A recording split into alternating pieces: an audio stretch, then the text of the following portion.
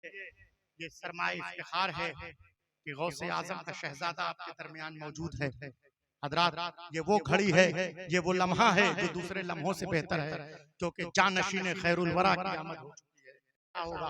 जरा जोर से बोलिए सुभान अल्लाह। तो मोबाइल बंद कीजिए आप लोग। गवर्नमेंट का ऑर्डर नहीं सुना आपने कि स्कूल में जो है मोबाइल बिल्कुल अलाउड नहीं है, स्विच ऑफ करके उस्ताद जो है पढ़ाए। तो आप असातिज़ा की जो है मर्तबे में है, इसलिए हमातन गोश होकर तकरीर समाप्त कीजिए। तो क्या कहा कि जब तीन ताकतें किसी के खिलाफ बरसरे पैकार हो जाएं, पावर ऑफ द स्टेट, किसी के खिलाफ हुकूमत हो जाए, हुकूमत किसी के खिलाफ पड़ जाए पीछे, तो उसका नाम 6 महीने में नेस्तो नाबूद हो जाएगा। जैसा कि आपने देखा आसाराम के केस में हुकूमत पीछे पड़ गई। नंबर 2, किसी के खिलाफ हराम की कमाई हुई दौलत खर्च की जाए, पावर ऑफ द वेल्थ, किसी के खिलाफ पैसे खर्च किए जाएं, तो 6 महीने में उसका जिक्र नेस्तो नाबूद हो जाए। Number 3, power of the communication, किसी के खिलाफ व्हाट्सएप, फेसबुक, ट्विटर, इंस्टाग्राम के जरिए इतना प्रोपेगेंडा कीजिए कि 6 महीने में उसका जिक्र महदूद हो जाए। अब जरा गौर करना बराकट्टी के कादरियों कि आज 1500 साल का अरसा बीत गया, 15 सदियां गुजर गई। ये तीनों ताकतें, power of the state Hussain के खिलाफ, power of the wealth Hussain के खिलाफ, power of the communication Hussain के खिलाफ, तख्त हुसैन के खिलाफ, ताज हुसैन के खिलाफ, यजीदियत हुसैन के खिलाफ, नमरूद हुसैन के खिलाफ, फिरौनियत हुसैन के खिलाफ, भाजपा हुसैन के खिलाफ, शिवसेना हुसैन के खिलाफ, जिनके शजरे नहीं हुसैन के खिलाफ, सल्फी मौलवी हुसैन के खिलाफ, सल्फी मुजतहिद हुसैन के खिलाफ, आले सऊद हुसैन के खिलाफ, नसारा हुसैन के खिलाफ, यहूद हुसैन के खिलाफ, सल्फी मौलवी हुसैन के खिलाफ, सल्फी मुजतहिद हुसैन के खिलाफ, सल्फी मौलवी फतवे दे देकर थक गया। हुसैन कल भी हुसैन था, हुसैन आज भी हुसैन है।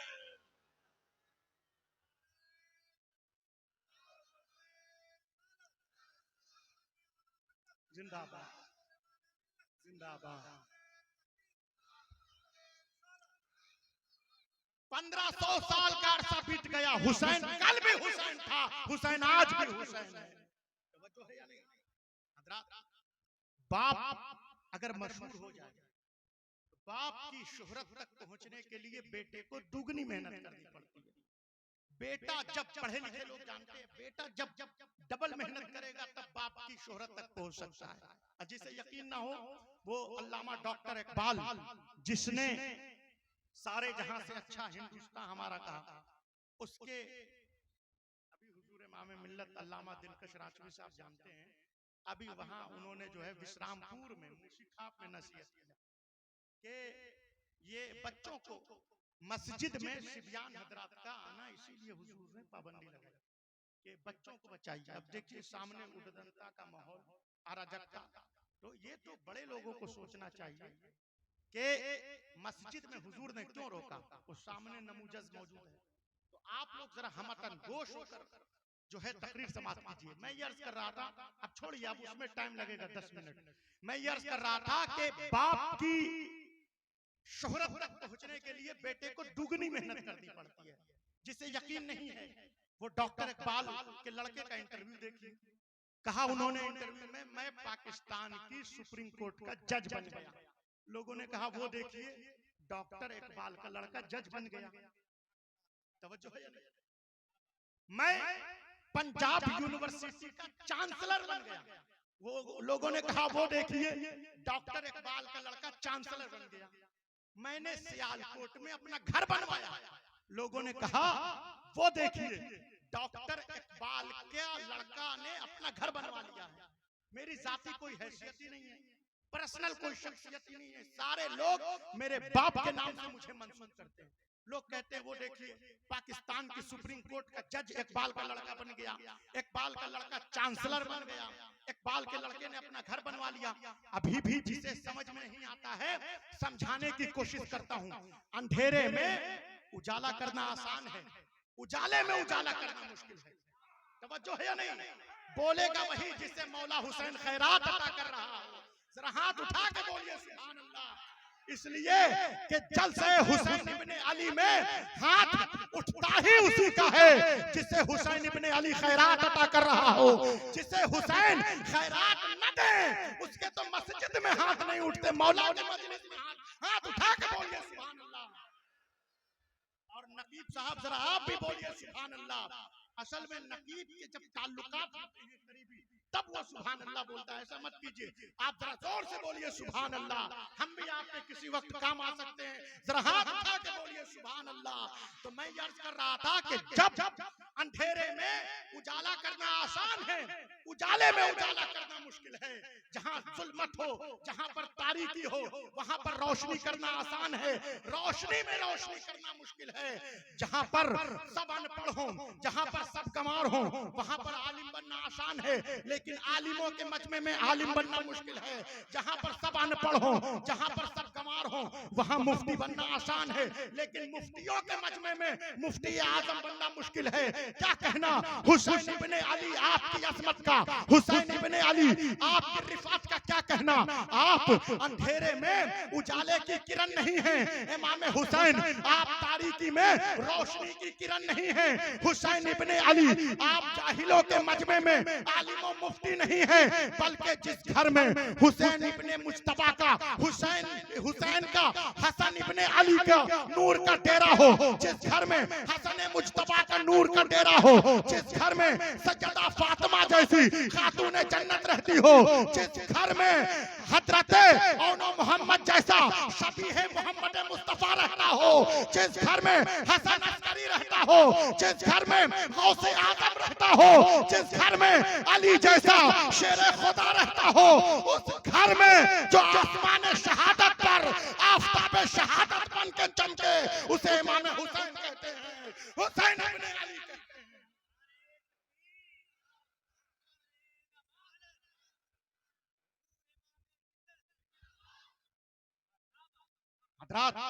उस घर में, जिस घर में हसन मुज्तबा रहता हो, अली शेर खुदा रहता हो, उस घर में जो आसमान विलायत पर आफताब विलायत बन के चमके उसे मौला हुसैन इब्ने अली। हजरात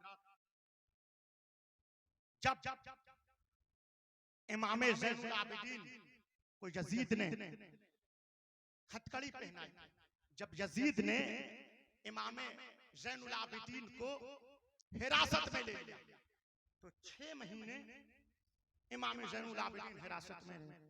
आप लोगों को सारा वाकया पता है, इसलिए जो है तहसील हासिल कर दे से कोई फायदा नहीं। कि इमाम ज़ैनुल आबिदीन को जब 6 महीने हिरासत में रखा तो उनको यजीद सोने नहीं देता था।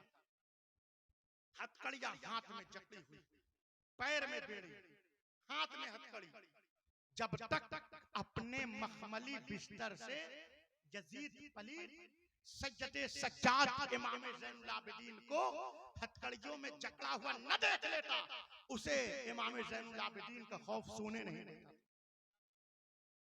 सेपहर में पेशी, रात में पेशी, भोर में पेशी, सुबह के वक्त पेशी, फजरे यौम के वक्त पेशी, जब तक हथकड़ियों में जकड़ा हुआ न देख लेता। यहाँ पर एक अकीदे का भी मसला है कि सज्जदे सज्जाद इमाम ज़ैनुल आबिदीन को वो सोने नहीं देता था यजीद। तो यहाँ पर एक अकीदे का मसला है कि नींद के इमाम ज़ैनुल आबिदीन मुहताज नहीं थे। यहाँ पर पढ़े लिखे लोग जानते, उलमा जानते हैं, नींद के मुहताज नहीं थे इमाम ज़ैनुल आबिदीन। क्यों?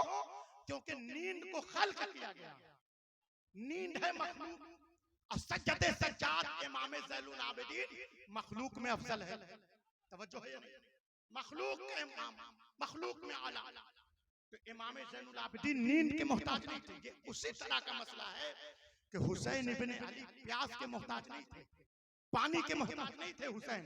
अरे जिस हुसैन इब्ने अली के नवासे हजरत सैयदना पाक ने अमझर शरीफ की धरती पर दरियाए सोन के रुख को तब्दील कर दिया हो, दरियाए सोन के धारे को बदल दिया हो, हुसैन अगर चाहते दरियाए नैनवा हुसैन के कदमों में न।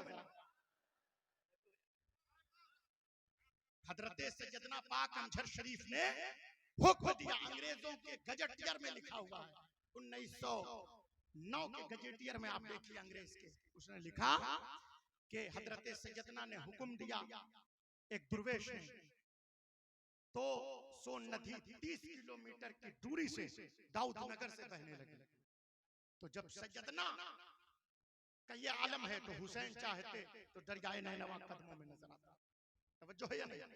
तो जब इमाम ज़ैनुल आबिदीन को सज्जदे सज्जाद को जब तक वो हथकड़ियों में जकड़ा हुआ न देख लेता, उसे इमाम ज़ैनुल आबिदीन का खौफ यजीद को सोने नहीं देता था। अब फिक्रा दे रहा हूं, जरा गौर कीजिए कि जो खुले हाथों से खैबर फतह करे उसे अली कहते हैं, जो खुले हाथों से खैबर फतह करे उसे अली कहते हैं, जो हथकड़ी वाले हाथों से तख्ते यजीद को उलट के रखते उसे सज्जदे सज्जाद इमाम ज़ैनुल आबिदीन। बिस्तर जो मखमली था उसे खार कर दिया, सोना फिरौन शाम का दुश्मन कर दिया। जब हम लोग अल अज़हर यूनिवर्सिटी में पढ़ते थे, तफसीर उलूम कुरान में हुजूर इमाम मिल्लत की काविशों का समरा है और सज्जदना अमझरी और सरकार गौसे आजम की निगाहे विलायत तफसीर व उलूम कुरान में तखस्सुस किया हमने। 5 साल का अरसा बीता। वहां पर हमारे प्रोफेसर ने एक बड़ा लतीफ वाकया रकम किया, मैं चाहता हूं आप हमारा जरूर सुनिए कि जब खलीलुल्लाह इब्राहिम ने अलम तौहीद बुलंद किया, तौहीद का परचम लहराया, अल्लाह की वहदानियत का, उस वक्त का जालिमों सरकश बादशाह नमरूद उसने मौत का फरमान जारी कर दिया। उसने कहा कि इसे तौहीद का अलम बुलंद करने के आरोप में सजाए मौत दी जाती है। चुनांचे मुफस्सिरीन ने लिखा है, जिन्होंने कुरान की का एक्सप्लेन किया है, व्याख्या लिखते हैं 9 मील लंबी आग जल रही है। कितनी मील? 9 मील, 9 किलोमीटर लंबी आग। जब आग 9 किलोमीटर पर मुहित होगी, ताहत निगाह, जहां तक निगाह जाती है वहां तक आग। जब इतनी दूर तक आग रहेगी तो आग की हरारत कितनी दूर तक जाएगी, आग की तपिश और जलन कितनी दूर तक जाएगी। चुनांचे इलाके के जानवर, चरिंद परिंद इलाका छोड़कर भागने लगे, राहे फरार इख्तियार करने लगे। लेकिन एक हुदहुद परिंदा, बड़े बड़े जानते होंगे, एक हुदहुद परिंदा आग की तरफ जाने लगा। तवज्जो है नहीं? बात समझ में नहीं है? इतना जोर से बोलिए सुभान अल्लाह। अल्लाह आपके इन हाथों को किसी कमीने का मोहताज ना बनाए। आपका ये हाथ जब भी उठे हुसैन इब्ने अली की मधोसना बयान करने के लिए हाथ उठा के बोलिए सुभान अल्लाह। तो जब हुदहुद सारे परिंदे और चरिंद हैवान इलाका छोड़कर भाग रहे थे, हुदहुद आग की तरफ जा रहा था। किसी ने पूछा, रोड पर चलने वाले शख्स ने, राहगीर ने पूछा, सड़क पर चलने वाले व्यक्ति ने, हुदहुद कहां जा रहे हो?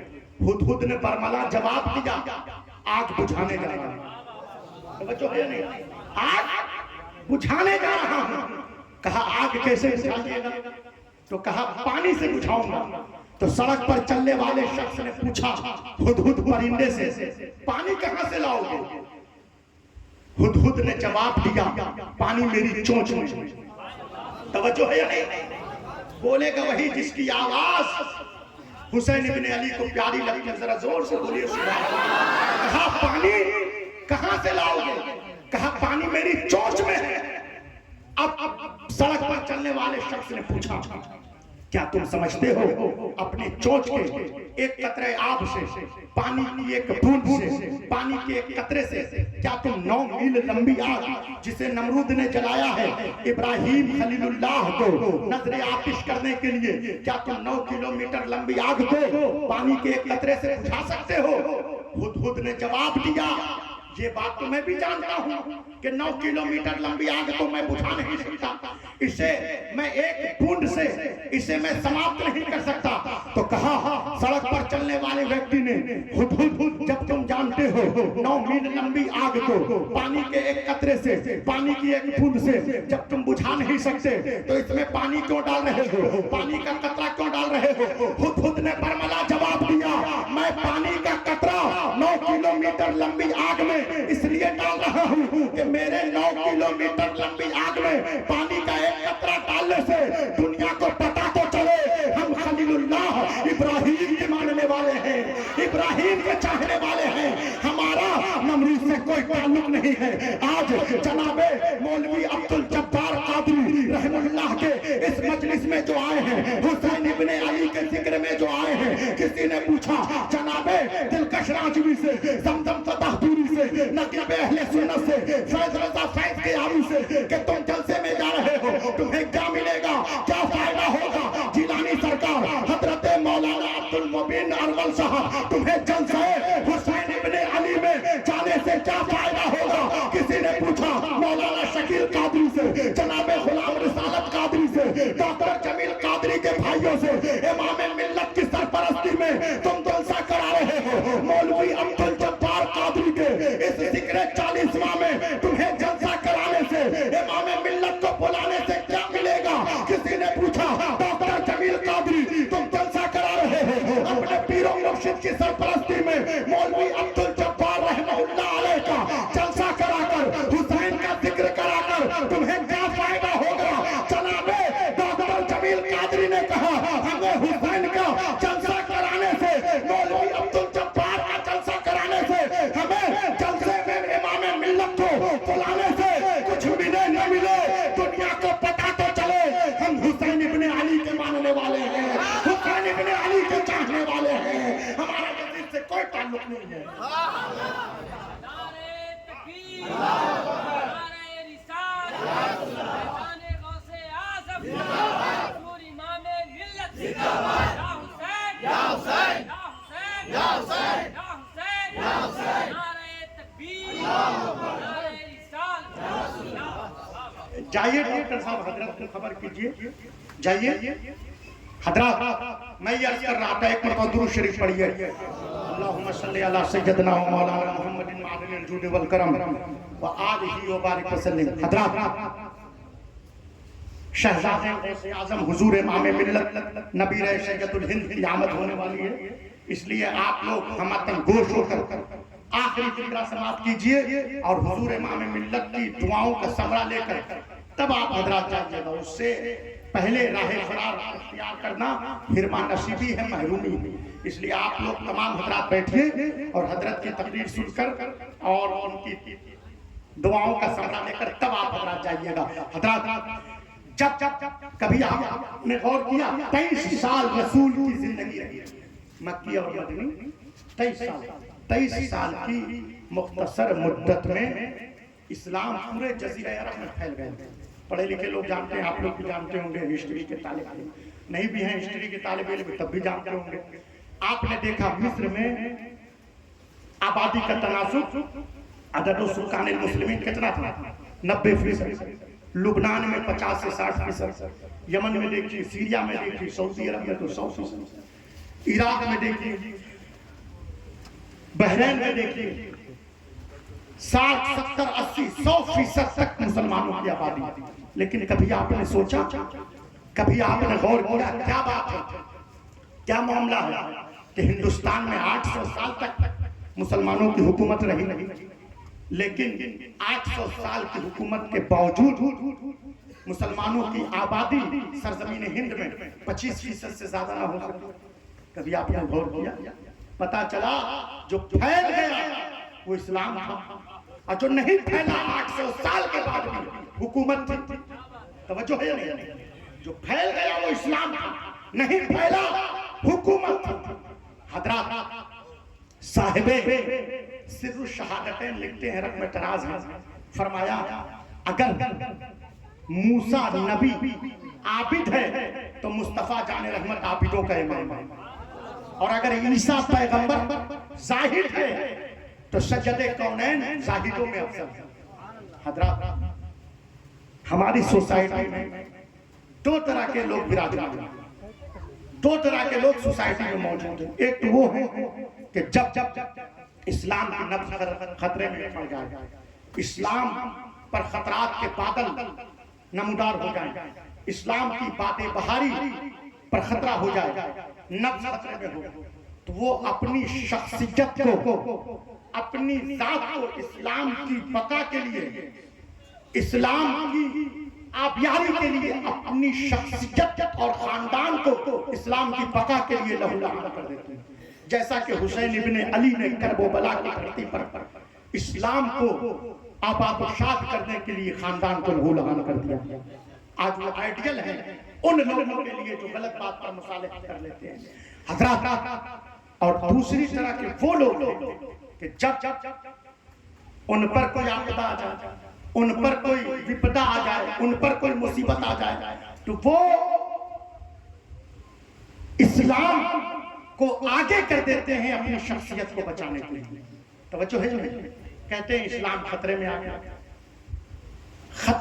हजरात, हबीब और खलील के माने में बड़ा बारीक फर्क है। उर्दू अदब पर गहराई और गिराई रखने वाले हजरात जानते हैं, खलील का माना भी दोस्त, हबीब का माना भी दोस्त होता है, लेकिन उर्दू अदब पर नजर रखने वाले हजरात जानते हैं खलील का माना भी दोस्त, हबीब का माना भी दोस्त, लेकिन खलील उस दोस्त को कहते हैं जो खुदा से दोस्ती करना चाहते हैं, और हबीब उस दोस्त को कहते हैं जिससे खुदा दोस्ती करना चाहता है। इसीलिए मेरा पैगंबर तमाम सिफात के साथ साथ हबीबे खुदा मुस्तफा जाने रहमत जब मक्का में इस्लाम दाखिल हुआ, फतह नुसरत का झंडा पैगंबर इस्लाम ने हिजरी 8 में गाड़ा, तो पैगंबर की निगाहें मक्का में कलेजा चबाने वाली औरत को नहीं ढूंढ रही थी, पैगंबर की निगाहें मक्का में चचाजाद भाई के कातिल को नहीं ढूंढ रही थी।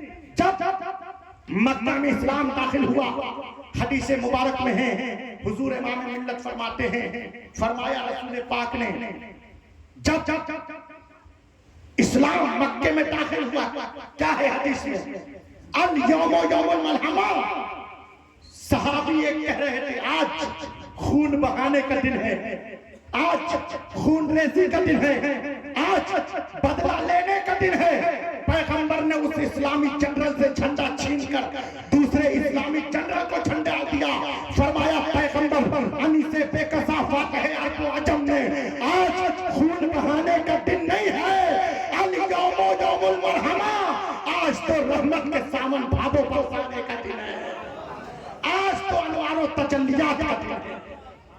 जब मक्का में इस्लाम दाखिल हुआ, फतह नुसरत का झंडा गाड़ा, तो फरमाया कि जो हजरत अबू सुफियान के घर में दाखिल हो जाए उसे अमान दिया जाता है, काबे की शरण में आ जाए उसे अमान दिया जाता है। हुजूर इमाम मिल्लत तशरीफ ला रहे हैं, जरा आप लोग ये सरमाए इफ्तिखार है कि गौसे आजम का शहजादा आपके दरमियान मौजूद है। हजरात, ये वो घड़ी है, ये वो लम्हा है जो दूसरे लम्हों से बेहतर है, क्योंकि जानशीन खैरुल वरा की आमद हो चुकी है, जानशीन गौसे आजम की आमद हो चुकी है।